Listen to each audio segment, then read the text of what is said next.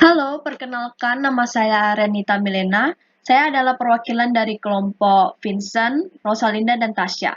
Pada kesempatan kali ini saya akan menjelaskan mengenai sistem penjualan yang kami buat untuk martabak Bangka Sungai Liat. Nah, di sistem ini ada database yang berisi tentang menu-menu yang ada di martabak Bangka Sungai Liat. Martabak Bangka Sungai Liat sendiri mempunyai dua ukuran untuk berbagai varian rasa, yaitu ukuran kecil dan large, yang berarti besar. Ini semua sudah saya ketik di dalam database. Untuk penggunaan sistem ini sebenarnya juga cukup mudah. Kita buka penjualan di sini. Lalu di sini sudah ada menu, harga, jumlah, dan total. Menu kita hanya perlu mengetik apa yang dibeli oleh customer. Misalnya customer membeli rasa coklat dengan ukuran kecil, maka akan secara otomatis muncul harga karena sudah saya link ke database menggunakan rumus VLOOKUP. Jumlah yaitu berapa yang dibeli oleh customer dengan rasa yang sama. Total maka akan secara langsung mengeluarkan total harga dari yang dibeli oleh customer. Kita coba saja. Untuk pengetikan sendiri bisa dilakukan secara manual dan formatnya tentu saja harus sesuai, yaitu ada spasi di sini sesuai dengan yang di database. Maka ia akan secara otomatis langsung muncul di sini. Untuk jumlah misalnya customer membeli 2, maka akan langsung dikalikan menjadi 40.000. Bisa juga dipilih melalui di sini. Lalu untuk total sendiri dapat langsung di blok seperti ini. Maka akan langsung muncul harga, atau kita bisa langsung zoom.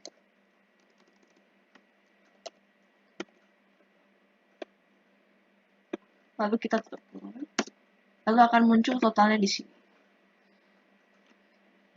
Sekian, terima kasih.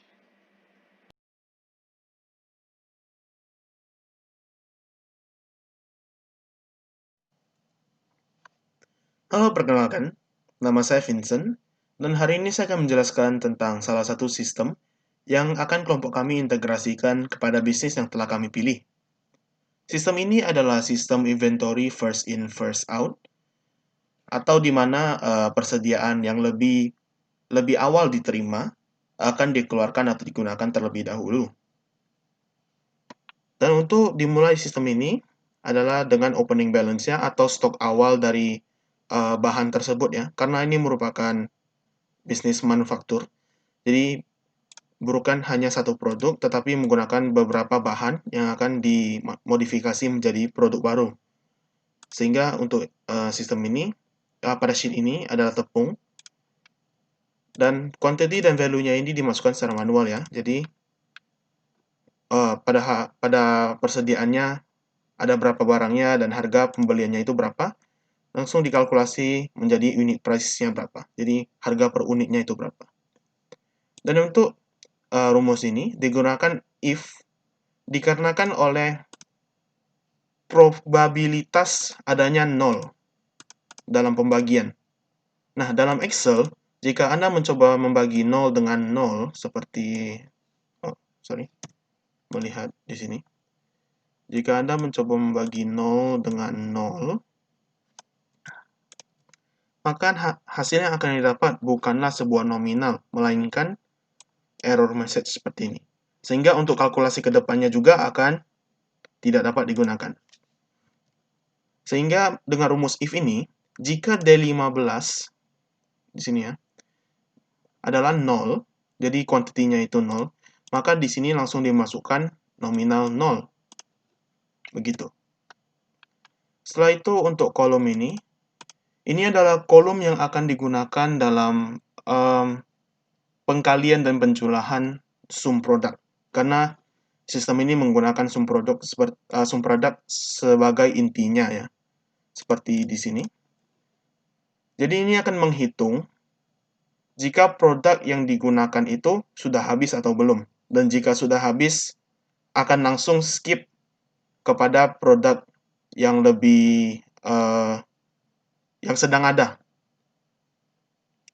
Sehingga jika produk yang pada awal ini sudah habis, dia akan langsung menggunakan produk yang ini. Yang artinya, value-nya itu boleh beda. Makanya ini merupakan sistem inventory yang first in, first out. Seperti yang dapat dilihat di sini, kenapa unit price-nya itu tidak hanya 10, melainkan sebuah desimal? Karena 5 di sini sudah dipakai, dan di sini 5-nya juga sudah habis. Jadi 10 ini sudah habis, satu dari produk ini digunakan dengan menggunakan produk ini, yaitu unit price-nya 12. Nah, pada unit price ini sudah dilakukan weighted average, jadi rata-rata dari produk yang digunakan itu berapa sih harganya. Karena ini hanya menggunakan satu, maka perbedaannya sangat kecil, yaitu hanya 0,3. Jika beda pada hal lain seperti yang di sini, ya, desimalnya dapat berubah banyak. Seperti itu. Setelah itu untuk sum produk ini, karena sum produk menggunakan sum produk adalah salah satu fungsi untuk menambah, mengkali, membagi, atau menggunakan kalkulasi lainnya untuk berbagai table array, yaitu kelompok tabel. Bisa dilihat di sini jika saya klik di sini. Ini ada beberapa kelompok yang digunakan untuk kalkulasi sum produk di sini. Nah, inilah bagaimana kita dapat melihat apakah barang di sini sudah habis atau belum. Begitu. Dan semakin ke bawahnya, dia juga akan mengkalikan ke atasnya. Dapat dilihat seperti ini ya. Dan inilah cara sum produk mengkalikan atau mendeskripsikan jika barang di persediaan akan digunakan atau tidak. Setelah itu untuk unit price-nya sama seperti yang di sini ya, menggunakan if. Jadi jika 0 tidak menciptakan error message. Dan untuk ini ya seperti biasa. Jadi untuk daily movement-nya itu ya berapa sih pergerakan pada hari itu. Jadi jika misalnya ini positif, maka kita lebih banyak membeli daripada penggunaan. Jika negatif, kita lebih banyak memakai daripada membeli. Jadi negatif di sini bukanlah error dalam sistemnya ya. Ini hanya akan digunakan sebagai penjumlahan nantinya untuk closing balance di sini.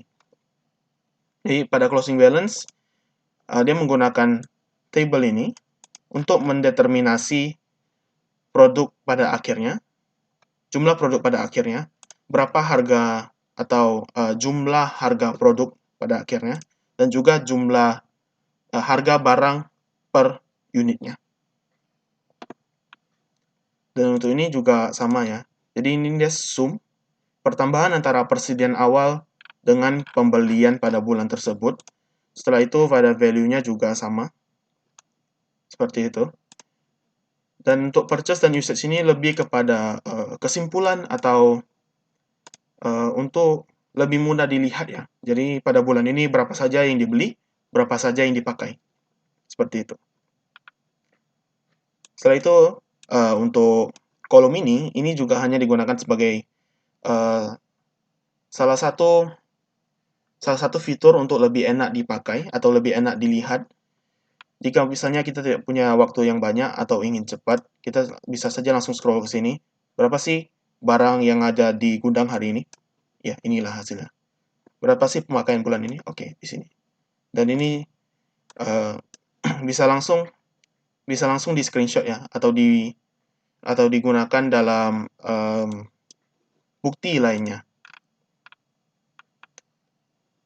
Setelah itu untuk bulan selanjutnya juga sama. Dan ini dia penambahan dari bulan sebelumnya ya.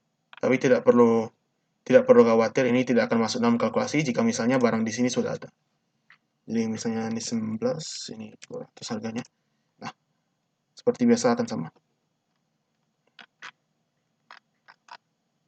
Dan untuk produk-produk lainnya itu sistemnya juga sama ya. Hanya saja quantity atau jumlah dan harganya itu berbeda. Jadi untuk kolom yang dimasukkan manual seperti ini tentunya akan berbeda antara tepung, telur, dan mentega.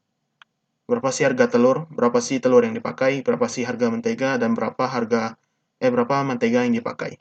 penggunaannya juga beda. Seperti itu. Jadi terima kasih telah mendengarkan penjelasan dari sistem ini. Semoga dapat dipelajari dan juga membantu Anda. And see you next time. Bye-bye.